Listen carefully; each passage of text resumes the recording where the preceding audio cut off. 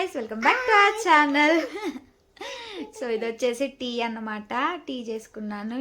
Evening, ఇప్పుడు evening అయిపోయింది, 4 అవుతుంది. కానీ ఎంత జలుబు అవుతుందంటే నాకు జలుబు ఒక 3-4 డేస్ నుంచి అవుతుంది. ఇంక ఈ జలుబు అవుతుంటే ఇంకెక్కువ భయం వేస్తుంది అనమాట. సో ఈరోజు వీడియో ఏంటి అంటే హెచ్ఎంపివి వైరస్ గురించి. ఇప్పుడు కొత్తగా వచ్చింది కదా చైనా నుంచి, ఇంకొక కొత్త బంగారం పట్టుకొని వచ్చిరుగా చైనా వాళ్ళు, దాని గురించి మాట్లాడదాం అనుకుంటున్నాను. అరే వెయిట్, ఆగురా. సో ఏమైందంటే మనకు ఫస్ట్ కరోనా వచ్చినప్పుడు ఎంత ఇబ్బంది పడ్డాం అసలు, మనమైతే చెప్పకూడదు ఇంకా అసలు. నేను ఇంకా అదే టైంలో డెలివరీ అయ్యాను, మా పాప పుట్టిందనమాట. కనీసం మా పాపకు ఒక కాటుక డబ్బా కూడా దొరకలేదు, అంత ఇది ఉండే అసలు. నేను డెలివరీ అయినాకనే లాక్డౌన్ పడింది అనమాట. అప్పుడు March 24, మా పాప పుట్టింది March 24. సో ఇంకా అప్పుడు ఎన్ని స్ట్రగుల్స్ ఫేస్ చేసినామంటే, మేమని కాదు చాలామంది. సో అప్పుడు మనకు అర్థం కాలే ఇట్లా ఉండాలి ఇట్లా ఉండాలి అని. ఫస్ట్ అందరూ ఎక్స్ప్లెయిన్ చేసేటప్పుడు మనకు అర్థం కాలే ఎట్లా ఉండాలి అని చెప్పేసి, ఎంత నీట్గా ఉండాలి, ఏమేమి యూజ్ చేయాలని చెప్పేసి.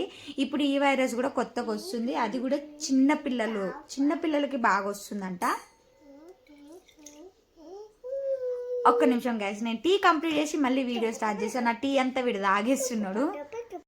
సో టీ తాగేసా, అంటే కొంచెం జలుబు అవుతుందని చెప్పేసి అల్లం టీ పెట్టుకున్నాను. అదైతే ఫినిష్ చేసేసిన. మా వాడికి నాలాగే టీ పిచ్చి, మా పాప అంత పట్టించుకోదు. సో ఇంకా అప్పుడు అన్నమాట మంచి కరోనాలో డెలివరీ అయినా నేనైతే. అసలు ఎంత ఇబ్బంది అంటే అంత ఇబ్బంది, నేనుగా చాలామంది ఇబ్బంది పడ్డారు. ఇంకా అప్పుడు పడ్డ ఇబ్బందులు ఇప్పుడు పడొద్దు అంటే, ఇంక ఇప్పుడు చిన్నపిల్లలకు వస్తుంది కదా అని కొన్ని పాటించండి.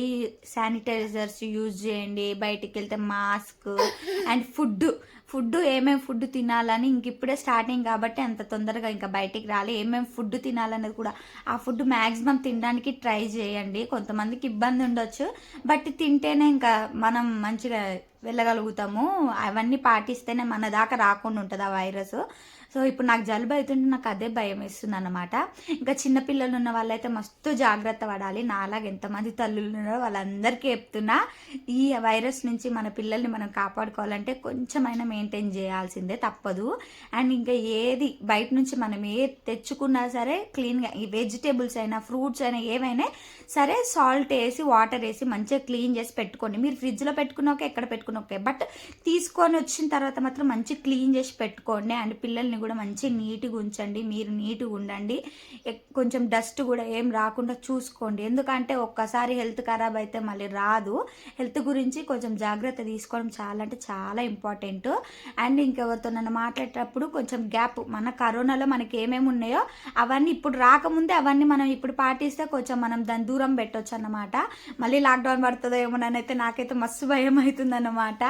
సో అట్లా కాకుండా ఉండాలి అని అంటే మనం కొంచెం జాగ్రత్తగా ఉండాలి పేరెంట్స్. ఈ కరోనా వల్ల అయితే అసలు మా ఫ్యామిలీలో ఒక మెంబర్ కూడా చనిపోయారు. అంటే మా ఫ్యామిలీలో చాలామంది కరోనా వచ్చి పోయింది. ఈవెన్ నాకు కూడా వచ్చింది కరోనా సెకండ్ డెలివరీ అప్పుడు, బట్ ఇంకా పోయిందన్నమాట. Thank God. అంటే దేవుడు నాకు పెట్టాడనమాట భూమి మీద నూకలు. ఇంకా మా చుట్టాలైన ఒక ఆయన అయితే చనిపోయారు కూడా, మేమైతే మస్తు బాధపడ్డాము. సో అట్లాంటివి కాకుండా ఉండాలంటే కొంచెం కేర్ఫుల్గా ఉండాలన్నదే నేను చెప్పేది. సో ఈ చైనా వాళ్ళు ఏం తింటారు గాయస్, అసలు ఎక్కడ లేని రోగాలన్నీ పట్టుకొని వస్తారు. నాకు అర్థమే కాదు.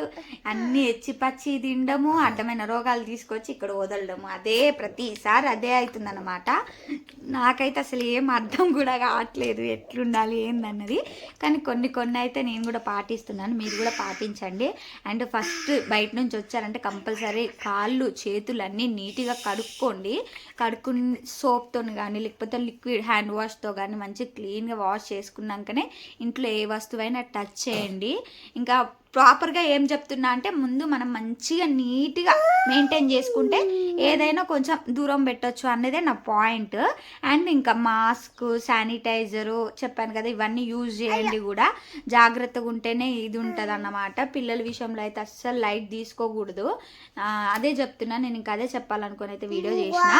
అండ్ ఈ వైరస్ మన దాకా రావద్దు, మన ఫ్యామిలీ మంచిగా ఉండాలని మనం గట్టిగా అనుకోవాలి. మన ఫ్యామిలీతో పాటు అందరి ఫ్యామిలీలు మంచిగా ఉండాలి. అందరికీ చెప్తున్నా నేను, నా తరపు నుంచి ఒక చిన్న మెసేజ్ అంతే ఇది. అందరూ కొంచెం నీట్గా ఉండడం నేర్చుకుంటే కొన్ని మార్చుకుంటే ఇంకా మంచిగా ఉండొచ్చు అనేది అయితే నేను చెప్తున్నా. నా ఫ్యామిలీతో పాటు ఎంతమంది ఉన్నారో ఈ దేశం మీద అందరు ఫ్యామిలీలు మంచిగా ఉండాలి, ఎవ్వరికి వైరస్ రావద్దు, అందరూ జాగ్రత్తగా ఉండాలి, చిన్నపిల్లల్ని జాగ్రత్తగా చూసుకోండి అని చెప్పడానికి. అలాగే అంతకుముందు ఇంజెక్షన్స్ ఉండే కదా మన కరోనా వైరస్కి, ఇన్ని ఇంజెక్షన్స్ అన్ని. థ్యాంక్ గాడ్ నేను వేయించుకోలేదు ఆ ఇంజెక్షన్. అప్పుడు నేను మా బాబు డెలివరీ అయి ఉండే, థర్డ్ వేవ్ అప్పుడు నేను ఇంజెక్షన్ వేయించుకోలేదు. మా ఫ్యామిలీలో చాలామంది వేయించుకున్నారు. వాళ్ళకైతే నిజంగా అస్సలు హెల్త్ బాగోట్లేదు, నడుము నొప్పి అని అదని ఇదని. ఇంజెక్షన్స్ వేయించుకున్న కానీ అసలు మంచిగా పని చేసుకునేటోళ్ళు కూడా చేసుకోలేకపోతున్నారు. అందుకనే నేను చెప్తున్నాను, అవన్నీ మనకు వద్దు. మనము ఫుడ్ మంచిగా తీసుకొని మంచిగా నీట్గా మెయింటైన్ చేసుకుంటే ఎట్లాంటి రోగాన్నైనా అరికట్టవచ్చు. అది మన దాకా రావద్దు. అందరు ఫ్యామిలీలు మంచిగా ఉండాలి, మనం అందరం కలిసి ఇవన్నీ పాటిద్దాం. ఇంకా ఇలాంటి మెసేజ్ ఇవ్వాలనేదే నా పాయింట్. సో అందరూ జాగ్రత్తగా ఉండాలని నేనైతే కోరుకుంటున్నా. థ్యాంక్ యూ వీడియో చూసినందుకు. Thank you.